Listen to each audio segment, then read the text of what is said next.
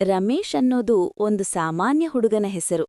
ಅವನ ಜೀವನದಲ್ಲಿ ಅವನನ್ನು ಫೇಲ್ಯೂರ್ ಹುಡುಗ ಅಂತಲೇ ಕರೆಯುತ್ತಿದ್ರು. ಶಾಲೆಯಲ್ಲಿ ಓದಿನಲ್ಲಿ ಸದಾ ಕೊನೆಯವನು. ಪರೀಕ್ಷೆ ಬಂದೇ ಪಾಸ್ ಆಗೋದೇ ದೊಡ್ಡ ವಿಷಯ. ಟೀಚರ್ಗಳು ಕೂಡ ನಿನ್ನಿಂದ ಏನೂ ಆಗಲ್ಲ ಅಂತ ಹೇಳ್ತಿದ್ರು. ಅಪ್ಪ ಒಬ್ಬ ಸಣ್ಣ ಕೂಲಿ ಕಾರ್ಮಿಕ, ಅಮ್ಮ ಮನೆ ಕೆಲಸ. ಮನೆಯ ಪರಿಸ್ಥಿತಿ ಚೆನ್ನಾಗಿರ್ಲಿಲ್ಲ.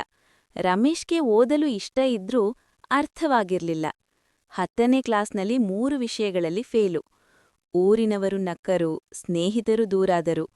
ಅವನಿಗೆ ಜೀವನವೇ ಬೇಡ ಅನ್ನಿಸ್ತು. ಒಂದು ದಿನ ಸಂಜೆ ಅಪ್ಪ ಹೇಳಿದ್ನು, ಫೇಲ್ಯೂರ್ ಅಂದ್ರೆ ಜೀವನ ಮುಗಿದು ಅಂತ ಅಲ್ಲ, ಮತ್ತೆ ನಿಲ್ಲೋ ಧೈರ್ಯ ಇಲ್ಲ ಅಂದ್ರೆ ಮಾತ್ರ ಫೇಲ್ಯೂರ್. ಆ ಮಾತು ರಮೇಶ್ ಮನಸ್ಸಿಗೆ ತಾಕಿತು. ಅವನು ಒದ್ದಿನಲ್ಲೇ ಅಲ್ಲ, ಆದ್ರೆ ಕೆಲಸದಲ್ಲಿ ತಾನು ಚೆನ್ನಾಗಿರೋನು ಅನ್ನೋದನ್ನ ಕಂಡ್ಕೊಂಡ. ಮೊಬೈಲ್ಗಳನ್ನು ರಿಪೇರ್ ಮಾಡೋದು ಕಲಿತ. ದಿನರಾತ್ರಿ ಅಭ್ಯಾಸ. ಮೊದಲಿಗೆ ಯಾರೂ ನಂಬಲಿಲ್ಲ, ಆದ್ರೆ ಅವನು ಕೈ ಬಿಡ್ಲಿಲ್ಲ. ಕೆಲವೇ ತಿಂಗಳಲ್ಲಿ ನಿಧಾನವಾಗಿ ಜನ ಬರೋಕೆ ಶುರು. ಅವನ ಕೆಲಸದ ನಿಖರತೆ ಎಲ್ಲರಿಗೂ ಇಷ್ಟ ಆಯಿತು. ಇಂದು ಅವನ ಬಳಿ ದೊಡ್ಡ ಮೊಬೈಲ್ ಶೋರೂಮ್ ಇದೆ. ಈಗ ಅವನೇ ಕೆಲವರಿಗೆ ಕೆಲಸ ಕೊಡ್ತಾನೆ. ಒಂದು ದಿನ ಅದೇ ಶಾಲೆಗೆ ಮುಖ್ಯ ಅತಿಥಿಯಾಗಿ ಕರೆಯಿಕೊಂಡ್ರು. ಅಲ್ಲಿ ರಮೇಶ್ ಹೇಳಿದ ಮಾತು ಎಲ್ಲರಿಗೂ ಪಾಠ. ನಾನು ಫೇಲ್ ಆಗಿದೆ, ಆದ್ರೆ ನಾನು ಕೈ ಬಿಡ್ಲಿಲ್ಲ. ಓದಿನಲ್ಲಿ ಅಲ್ಲದಿದ್ರೂ ಜೀವನದಲ್ಲಿ ಗೆಲ್ಲಬಹುದು.